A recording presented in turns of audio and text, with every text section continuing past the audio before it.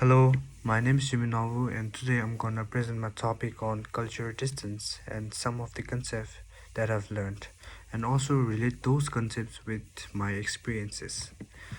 So, the beginning, the culture is a beliefs and values and traditions in which one's lives up to.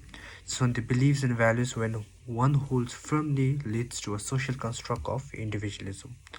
So, such individualistic culture isolates beliefs and values from one another and also prevents the flow of information between the two parties, the societies, and the nations. And thus, it creates the sight distance in the minds of believers and ultimately lead to a culture distance. So, today I'm going to mainly relate those topics with the civil service reform that I've seen and that I've experienced.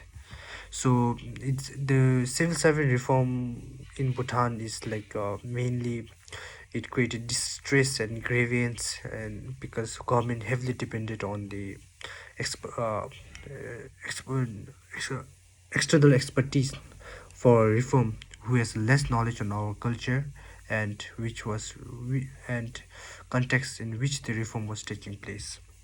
So number one concept is sight distance towards uncertainty avoidance culture. By the sight distance, it means that the degree to which the firm is uncertain of the characteristics of the foreign market.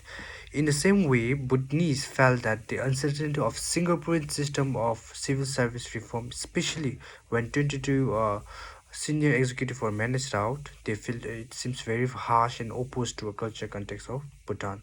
So it felt like kept like sight distance. And number two is the uncertainty avoidance culture. So instead of uncertainty avoidance culture, I feel Bhutan could have invented the uh, uncertainty uh, accepting culture. So uncertainty accepting culture is like they allow the opinions, they allow the some kind of not forcefully laws. So it is very helpful. But Bhutan adopted the uncertainty avoidance culture, which has the beliefs is very like they believe in absolute truth, no freedom of speech, and very like having no opinions and strict law. So thus the whole process came it is very unstructured. The and that many organizers and agency were forced to merge together because of the and which many resigned and left the country creating chaos. Number two is a short-term and long-term orientation to the indulgence and restrained societies.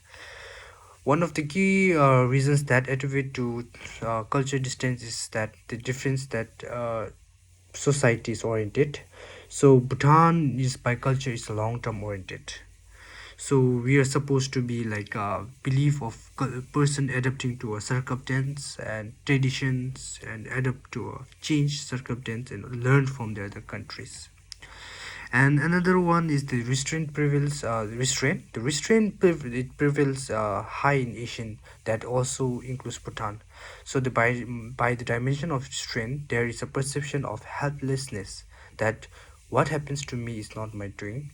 Lower importance of luxury and the fewer people happy in life.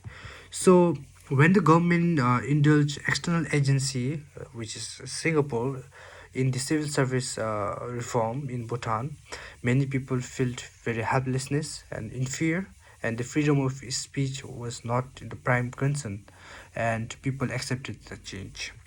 So number three is the culture distance as the friction to theory of familiarity. So culture distance as friction means when culture is commonly explained from difference, it can be grieved critically from degree of similarity and reduce the distance to a friction that narrows down the cultural differences. So, in recent civil service reform in Bhutan, it is important to view critically from the point of cultural interaction between two countries in making the reform successful rather than considering each other a cultural distance as the blocking stone. So the theory of familiarity also argues that to likely to launch foreign investment in the market relative to similar to their own. This may be understood that once the two distinct culture interact and understand the common cause, the working relation or the work culture between two shall improve. So, in my experiences, I think that if the Singaporean culture of reform process is similar to Bhutan civil service system, the familiarity and the investment by the Bhutanese in the reform process would have been productive. So number four is about the illusion of symmetry, a misconception. While the distance by the definition symmetrical, the culture distance is arguably not symmetry in practicality. Culture changes over the time. Assuming cultures to be constant can be mislead and the decision.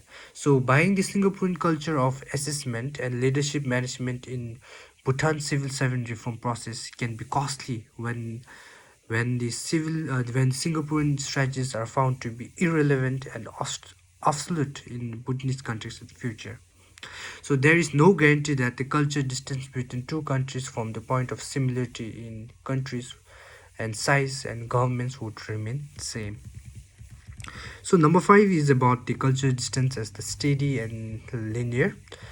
So in culture distance, when the distance implied as a state is observing view, the culture from point of change.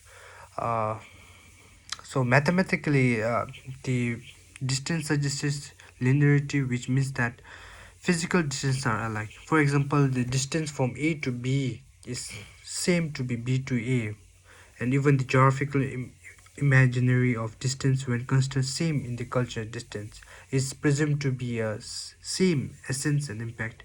So culture is seen as one of the one dimension rather than for seeing from different direction. So this is what was neglected in the process of civil service reform. When the leadership assessment was carried out, the leadership context of Bhutan was not considered by the essentiary for outside thinking that the new culture they were adopting would be a linear and considered by uh, Bhutanese leader. So it was taken for granted that leadership assessment approach that they adopted would be embraced, not knowing its risks creating the culture distance more. So number three is the underlying assumptions that leads to a culture distance. So the assumptions about the human behavior and the nature in transaction cost theory that states the need of complete control of employee within the internalized organization contradicts the strength of having diverse culture. So it limits the employees' innovations and initiatives bound by the control. Further, the ethnocentric assumptions that outsiders are inherently more opportunistic and foreigners are not to be trusted are some of the assumptions that limits the cultural interactions and the cultural constructs such social and cultural distance. So when the Singapore expertise assessed the Bhutanese leader, many leaders questioned the subject expertise and capability of those uh, as expertise from Singapore and felt not to be trusted. So more that civil servants in general were very unhappy with the reform that focused on the complete control of employees by managing out and merging of offices. Thus, assumptions that Royal Civil Service Commission employed in reform process perceived undue cultural shock and that distance many resorts that do many people to resign. Thank you. That's all and good.